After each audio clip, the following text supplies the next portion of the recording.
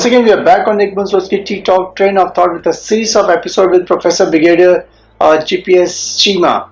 I think it's an interesting insights of what we are getting about his journey as far as the armed forces, which is concerned, and it's a great learning as far as the corporate world, which is concerned.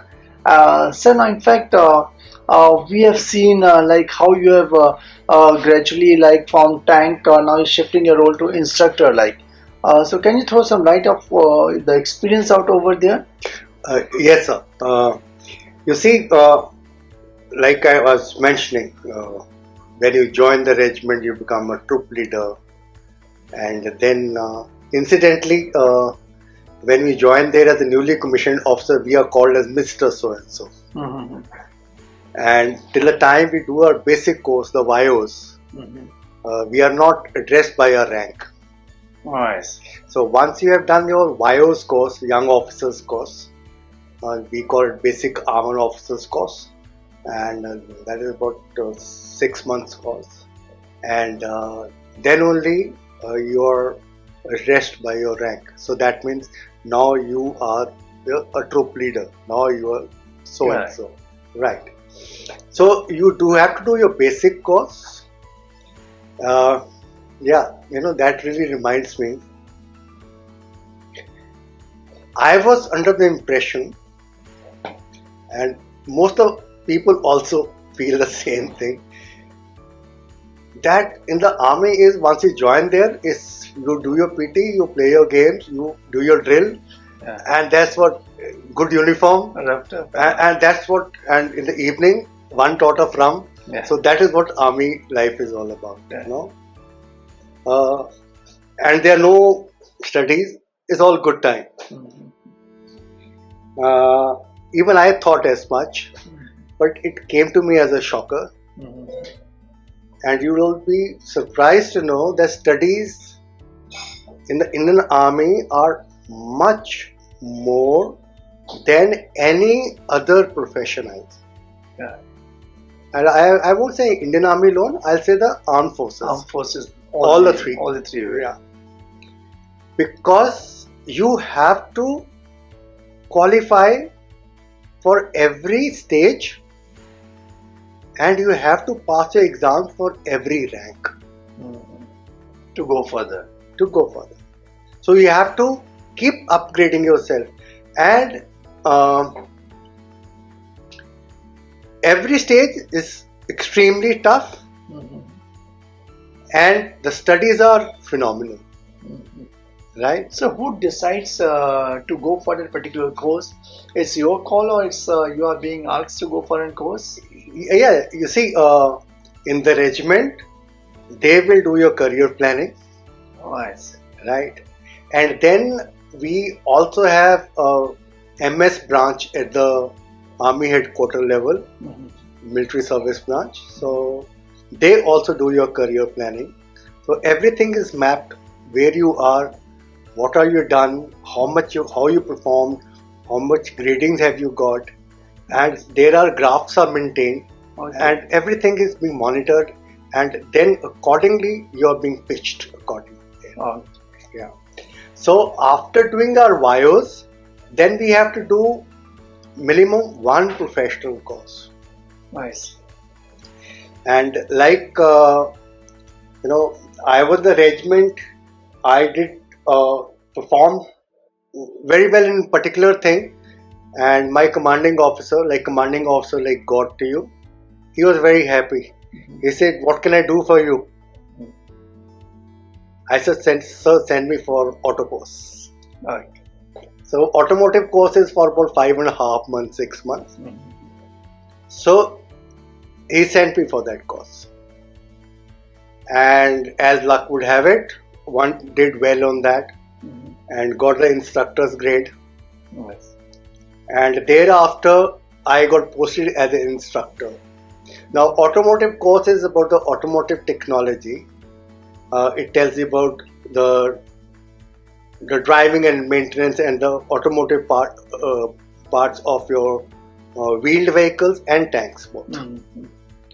The general principles and how it is designed and how it functions.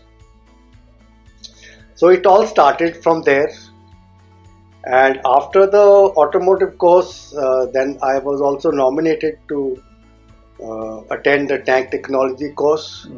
It is conducted by the Institute of Advanced Technology, IIT Girinagar in Pune. It's about a year's course. And there, all the scientists, they are the one who are teaching us. And that is the course which is dealing with the designing of tanks. And it is all application of technology.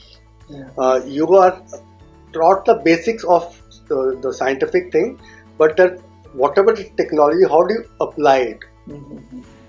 Right? And like thermomechanics, thermodynamics, optoelectronics, ergonomics, human engineering.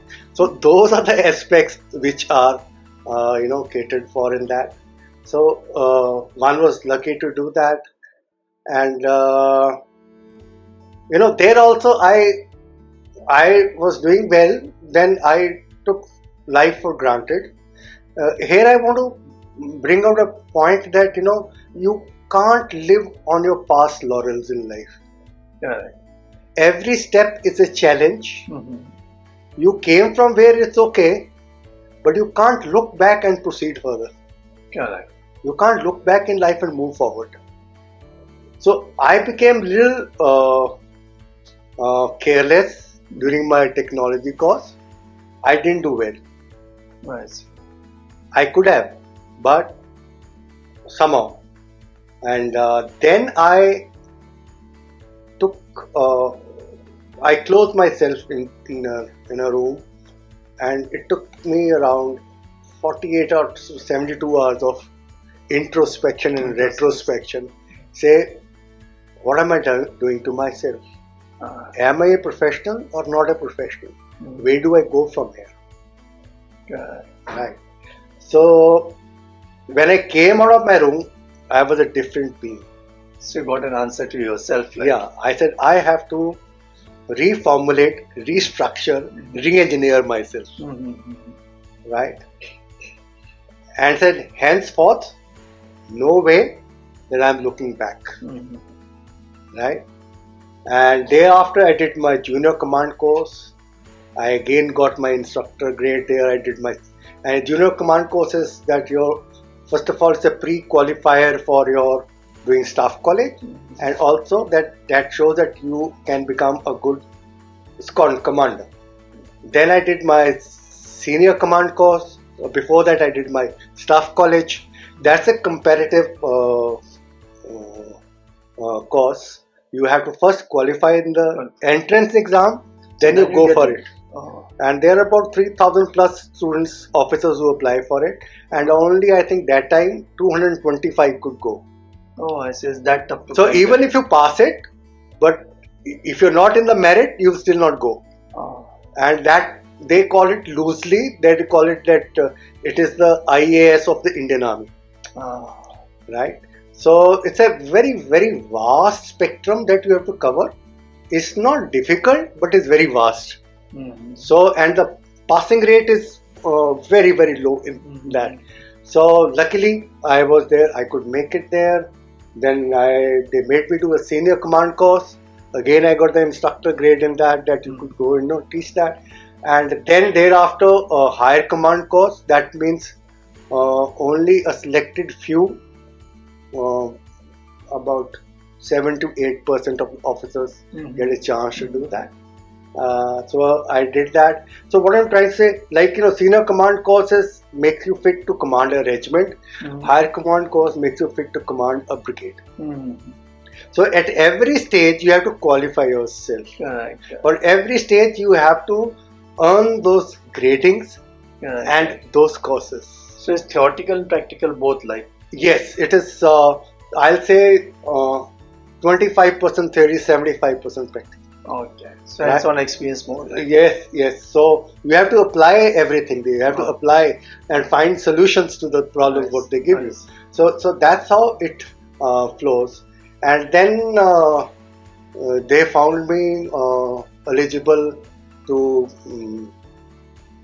go for a course to UK also, that International Joint Operation Planning course, and I did that, and then later on I went for my senior defense management course at College of Defense Management.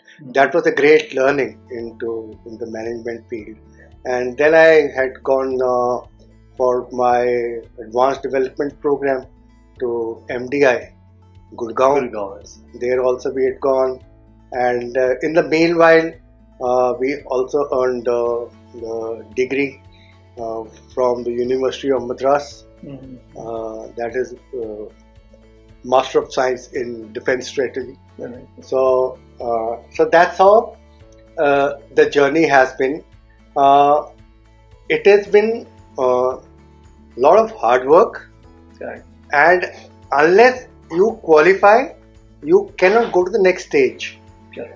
When you take it as the equivalent of in the corporate world, if you think that you've done MBA and you're good enough, it's doing MBA is something like doing MBBS, becoming a very general kind of a doctor with a degree. But you have to be specialized in your field. So even if you've done your MBA, you have to keep re-engineering yourself. You have to keep reinventing yourself. You have to keep updating yourself with whatever is the currency of the requirements of the corporate.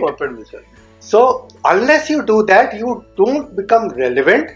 Otherwise, you tend to become obsolete. So the challenges are and changes are much more rapid in the corporate world. And to my mind, anybody who's a professional who says, okay, I have done my BTech, now I have done my MBA, well, that is the foundation you laid for your professional life. And you have to specialize in each and every field.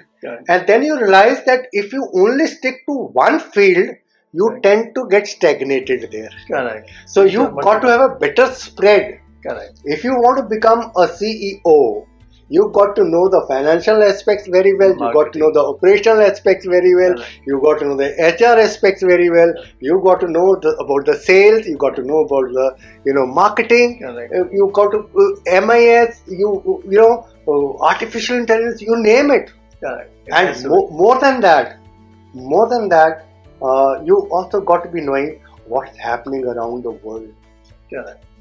Because you got to be taking your company, your organization, and make it to a global organization. Unless you pitch yourself at the global level, understand the global problem, understand your local problems, understand your strengths and weaknesses, you can't make your company into a phenomenal global path.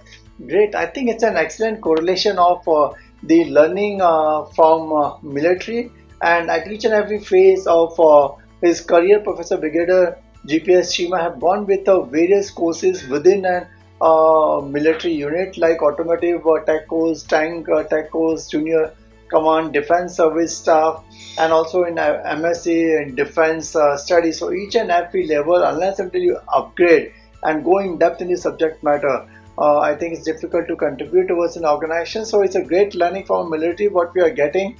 Great insights from Professor Brigadier GPS Cheema, exclusively on ttalk Boond Soch ki.